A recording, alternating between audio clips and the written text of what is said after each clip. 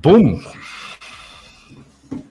This is take 2 for PhD session 8.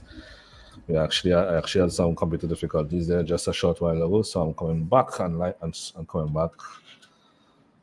I'm coming back live on stream to continue with PhD session 8. Now, if you've been following this PhD series for some time, you know that I went on away.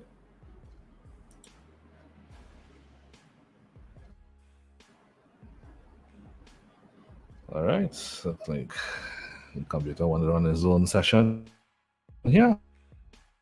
So if you've been 50 sessions for some time, you would know that we have completed 7 sessions, and these sessions in particular are being streamed not only on Facebook but also on YouTube, on our YouTube channel, Anointed Life.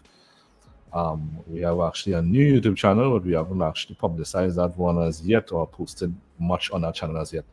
But these sessions are all actually being posted on Patreon.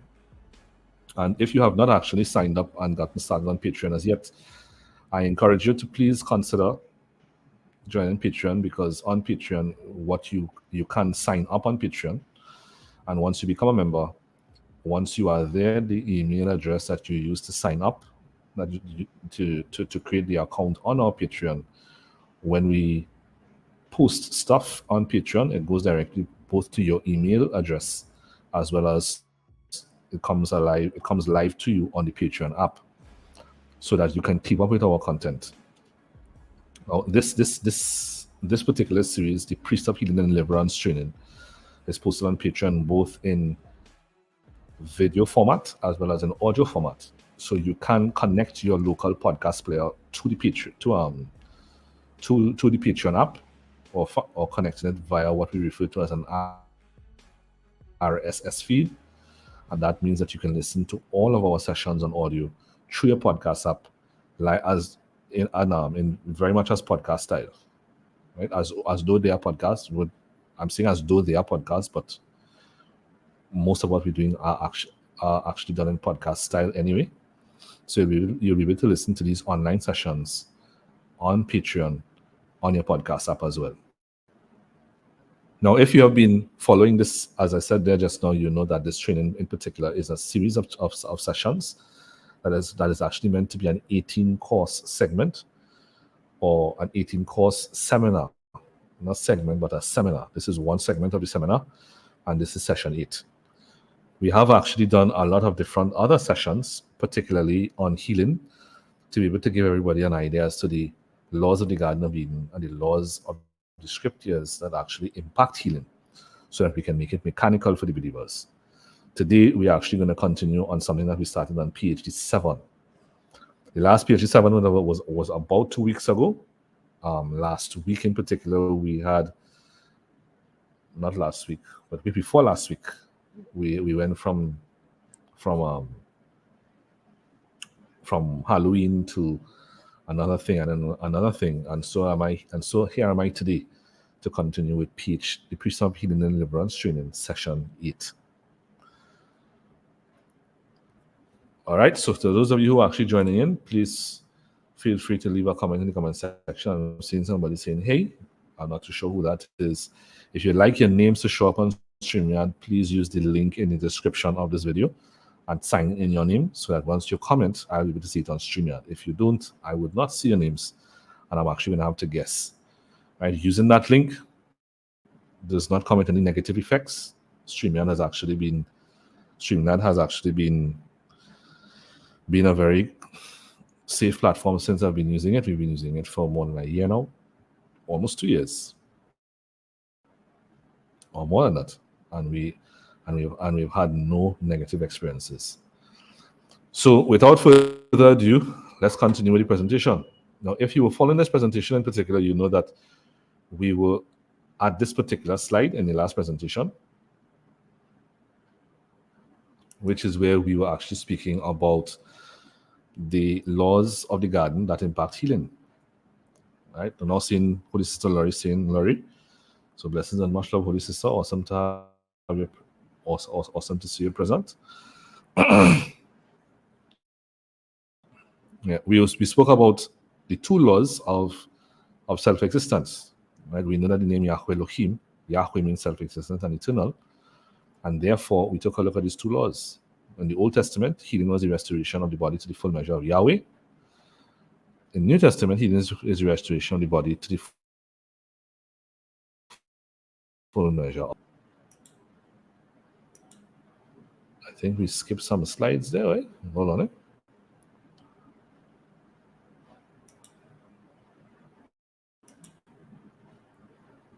This is where we were. This is where we were. All right. Right. Sorry about that. So let's read from where we started. So the last session, this is where we were. We took a look at these two laws of self-existence. Now, it is one law. This is just different ways of expressing the same principle of the self-existent. The first one says the law of the self-existent. Self-existence is that every spirit functions according to its own nature and kind.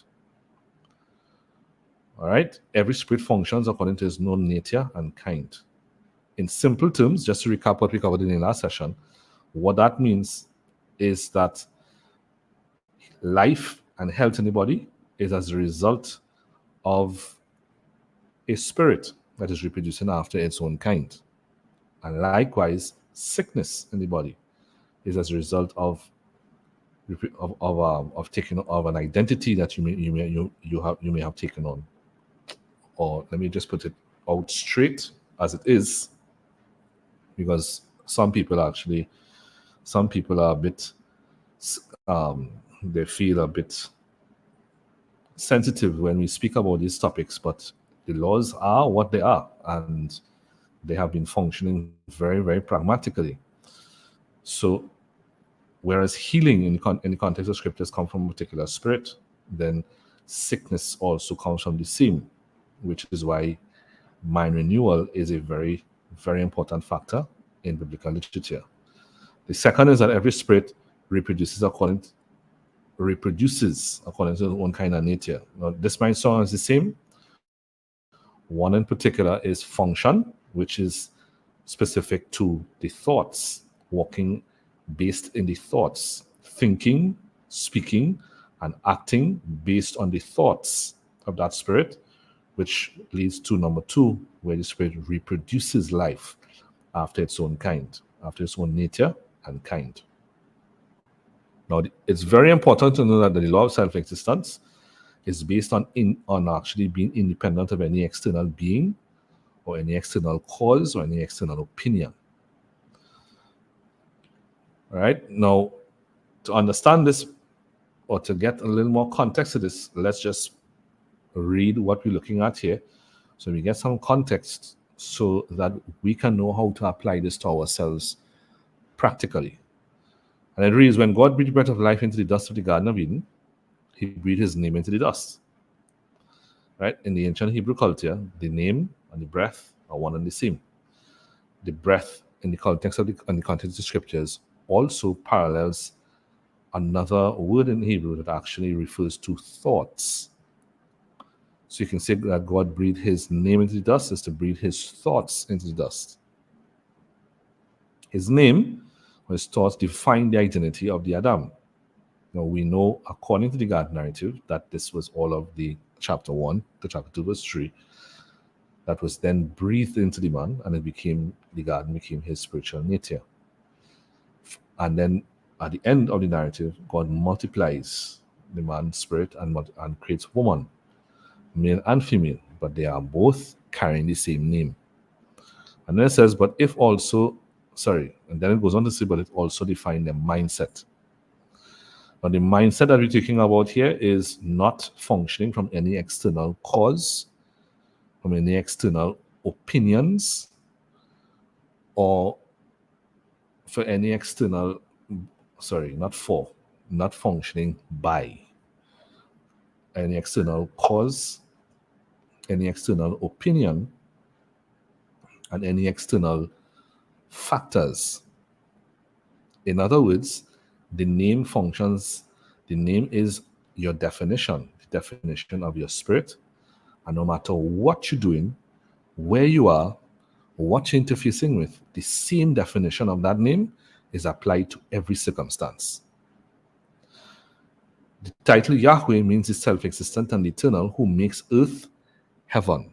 This is actually seen in chapter 2. Now, as we have said many times, the scriptures are written in a way where it has an internal structure, an internal world, an internal paradigm. And usually to get the definitions of the words or names that you're looking at in the Bible, because of how important they are, what is necessary that one does, or one do, what is necessary that one do is to locate its first mention and the context within which its first mention presents the name, presents the title, or presents the concept. That is the concept that the biblical authors are referring to throughout all the literature that you find in the Bible.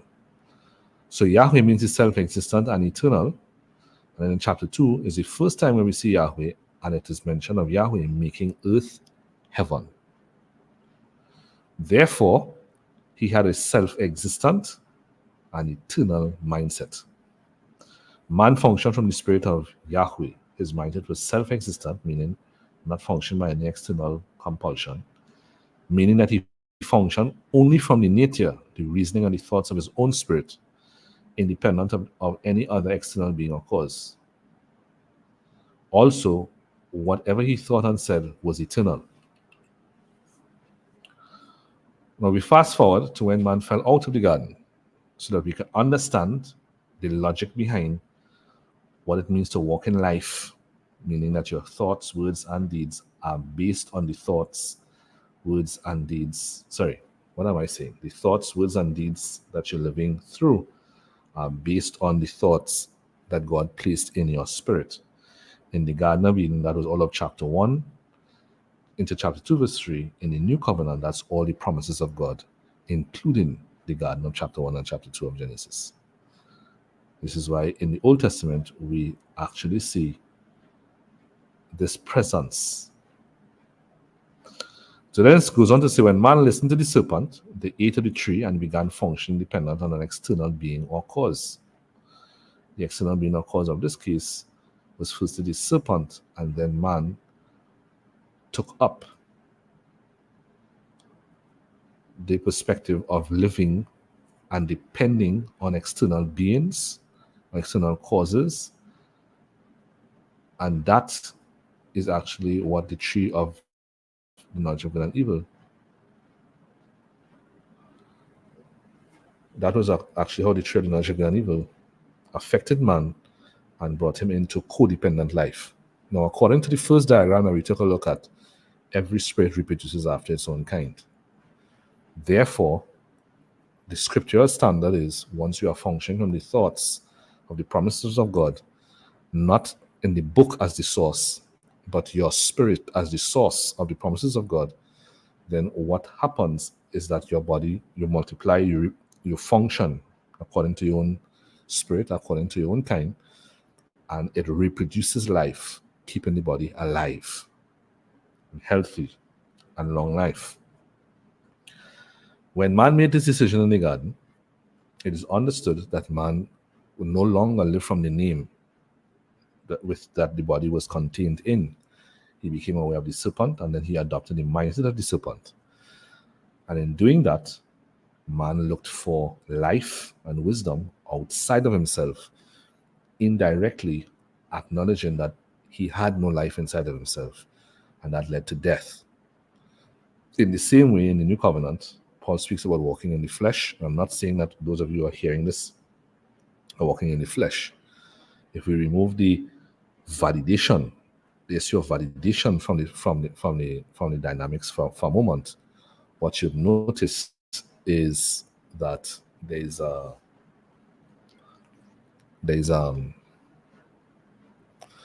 very clear dynamic in the Bible that actually shows that those who walk in the flesh are not living by the Spirit of God in them, but they are actually living by external priorities. And by the pursuing of external priorities, they see life outside of themselves, and their body is left without being filled with life, which results in sickness and death. Now, there are many things in our society today that can occupy your mind like that. The society does not hold its hand. There is no holds barred with regards to what is provided for you to actually have more of an awareness of outside of you, and to distract you from living from Christ in you. So then goes on to say, he was then called Adam, indicating that he was dust. Right? In the garden, he identified with his spirit, the breath. Outside of the garden, he identifies with the dust, and therefore losing our conscious awareness of the spirit. This made his mindset the opposite of what it was in the Garden of Eden. If the mindset of the Spirit of God in the garden was self-existent and eternal, then that meant that by changing his mindset, the man became codependent and temporal. We go on to say here that man functioned from external sources of wisdom. His mindset was mental codependency, meaning using external things as a source of strength. Meaning that he functioned by his mindset was mental codependency, meaning that he functioned by, not by definition, reasoning and thoughts of his spirit, but by definitions, reasoning and thoughts from other external beings or causes. And those thoughts are also all temporal in nature because they use the dust dynamic to be able to identify how it works. Now, I included this diagram right here in this presentation because there's a very important component of the temple of King Solomon that actually demonstrates how this works. Right? This could be not the temple, but the tabernacle that Moses built. Now, one of the things that is not taught in our culture is the relevance of the temple of Israel, or the King Solomon's temple.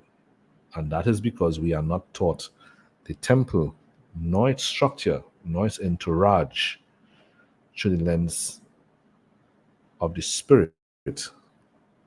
We are taught it through a very Western, practical lens.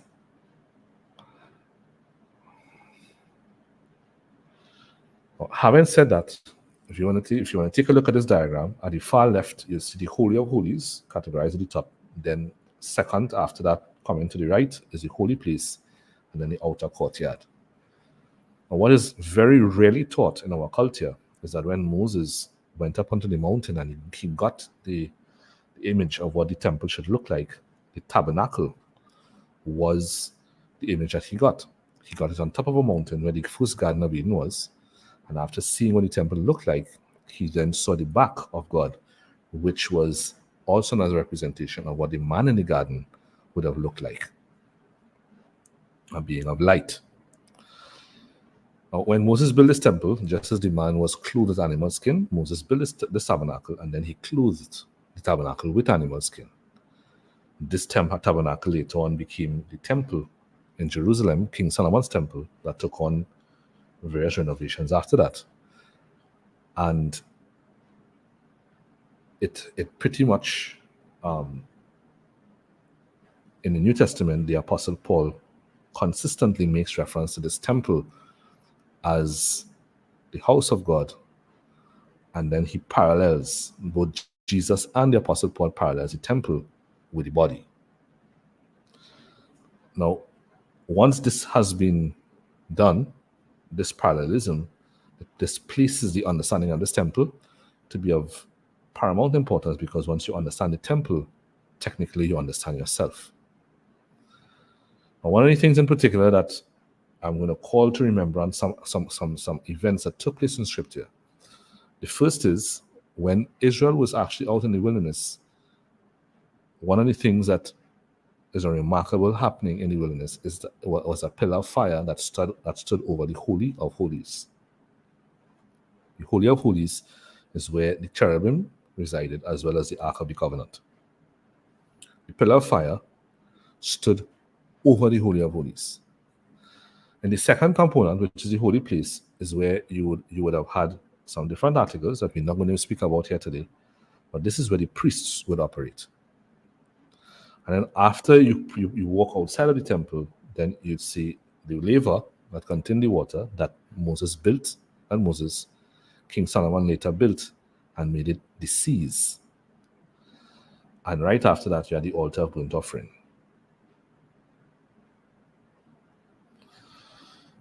Now, this has great significance, simply because in the New Covenant, when the 120 were up in the upper room, a flame of fire stood above their heads. That flame of fire mirrored the pillar of fire that was over the Holy of Holies in Moses' temple, which means if the pillar of fire stood over the Holy of Holies, and the flame of fire now stands over the disciples or over the apostles, then that shows that the same spirit that was in the Holy of Holies, same spirit in your body. Therefore, your body is now being recognized as a temple. And the holy place would be where the priests were. Now, one of the things that has been very much confused in Western culture is what is the soul and what is the role of the soul? Right? What is the soul and what is the role of the soul? And we have been taught the aspect of the soul through the lens of the garden. Through the lens of the Greeks that taught us that we are body, soul, and spirit, 3 in 1. In the context of the scripture, this is not so. It was one breath that was breathed into the garden, and that breath is called spirit, and was also called a living soul, which means the same spirit is being referred to with the same by these two concepts. And for us to better understand it, one of the examples that I use is a glass of water that is seated on a table.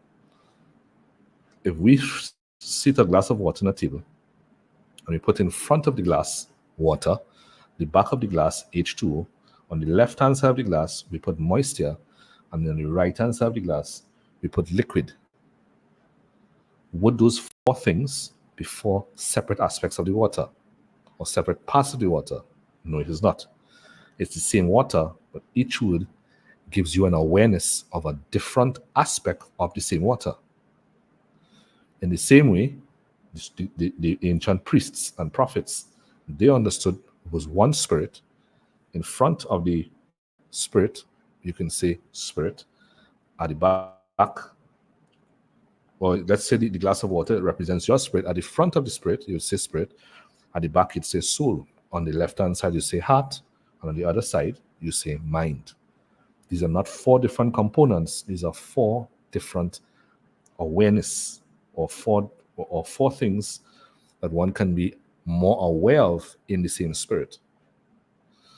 Now, why is this diagram important? This diagram is important because this diagram actually represents how your soul works. And the Holy of Holies is where the spirit resided. This represents the spirit in you, because the flame now stands over the heads of the apostles. What most people in the Old Testament, or what most people do not know, is that what is referred to as the soul in scriptures is actually technically your mental image of yourself. Just as it said in Genesis chapter 1, let us make man according to our own image and likeness. It refers to mental imagery of yourself. If you go check those Hebrew words that were translated image and likeness, it refers to mental imagery and likeness and character. The priests in the holy place represents the soul of God, which means God's mental imagery of himself as a man. Now, right after that is the outer court, where you have the laver, which represents the purification, the nurture of good and evil, and the altar of burnt offerings, which is where animals were sacrificed, which was a representation of the animal nature being placed on an altar and being consumed by fire. What does this all mean in sum total? Because we can spend a long time, hours, just looking at this and pulling it apart. What does this mean?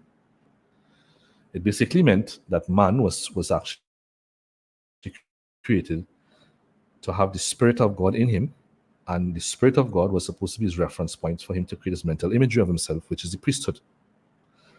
And that priesthood was actually supposed to use the Spirit and the nature of the Spirit for its imagery of himself and to interface with the world, interface with all things outside of the body through the mental imagery that is created based on the Spirit of God in him. When man made the decision, man stopped using the physical, the Spirit of God in him in the holy place. And what he began to do was to use things external of himself, all things external of himself, to create his mental imagery. And because of this, when Moses built the tabernacle, he built the tabernacle actually showing that God's Spirit was supposed to be in man. Man used external reference points, and therefore he separated himself from God by his thoughts. God didn't separate himself from him because God was dwelling amongst them. He made a decision and became aware of something outside of himself. And so the curtain was put inside of the temple to represent how man's soul, his mental imagery of himself, was actually based on external things. And for him to come inside there, what he had to do was to sacrifice the identity. Now, when we say sacrifice the spirit of the animal or sacrifice the identity, what we're saying is to sacrifice the logic and to sacrifice the thoughts of that spirit, to purify himself of that, so that he can then go in, so that he can actually have contact with the same spirit that he was made of. That reconnection would take place. Now, because Yeshua was the one that actually sacrificed himself to sacrifice the animal nature, nailing the nature back to the tree, the serpent nature back to the tree, the curtain, the internal curtain was torn. And then Paul says something in Romans chapter 1. He says that Yeshua was declared to be the Son of God with power. And by the Spirit, he was declared to be the Son of God with power, according to the Spirit of holiness, by the resurrection from the dead. So his death meant that this no longer needed to be present, and his resurrection means to walk in according to the Spirit of holiness, meaning using the Spirit of God and the name of God and the thoughts of God as your exclusive reference point for your mental imagery of yourself, and interfacing with the world through that mental imagery of thine self. Does that make sense, everybody? Well, this is a very simple diagram, and it's a very simple concept. It is simply that the Western culture has actually taken it and made things out of it that it should not have. Right? So basically, if we use this diagram, we can say to walk in health means that you use the Spirit, his thoughts, his name as the exclusive reference point for your mental imagery of yourself. And once you do that, the body will follow. And therefore, sickness comes from not using the Spirit, the name, and the thoughts of God as the external reference point. It comes from being aware of something else outside that needs to be sacrificed. You need to wash your mind and heart of it and come back to the Spirit to be healed. And this is the basic concept behind healing. The person who is actually administering healing is the person that is functioning from the thought that comes from this person here, from the Spirit here. And he does not allow what he sees outside to influence his thinking. What the Father says is that actually gives us a mental picture, and he enforces that until the body follows what the mind is being disciplined to. This is the great mystery behind healing. All right. So I'm going to pause there today because I don't want to build anything on top of that. That is a very simple concept that I encourage you to give serious consideration to. And in the next episode, which will be next week, we will speak about how you restore the sickness, take the same concept that we're doing there and how restoration of the body takes place. And what does it mean to restore health? Because we think it's just, well, we need healing. When in the biblical context, it's technically coming back to the fullness of your spirit.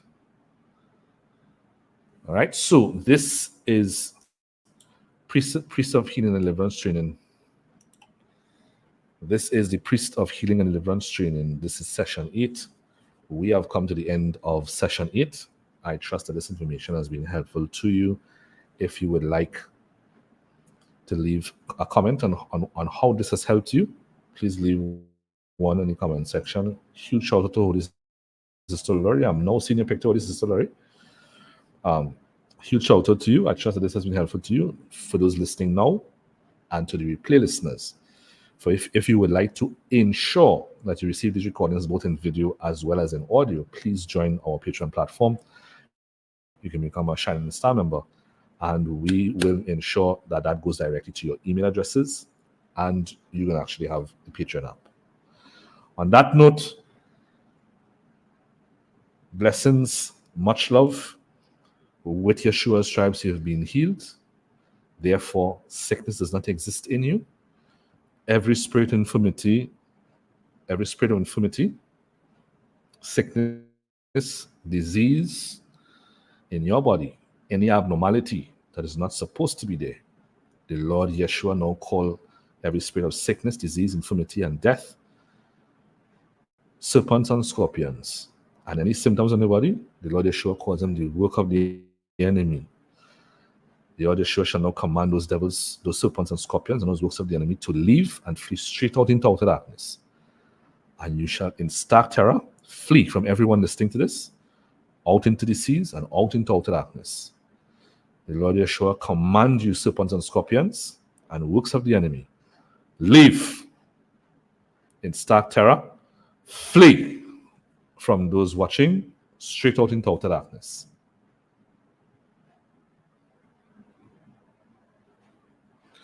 And the Lord Yeshua now command everyone watching this to be healed. With his stripes you were healed, therefore be made whole. No evil shall befall you, nor shall any plague come near your dwelling. Therefore arise, be made whole, be healed, and walk in the fullness of the Spirit, the fullness of Christ. Amen and amen. Boom. We're on the way out. Yeshua. Let me put on our music in the background there for you. Any music, right? No music?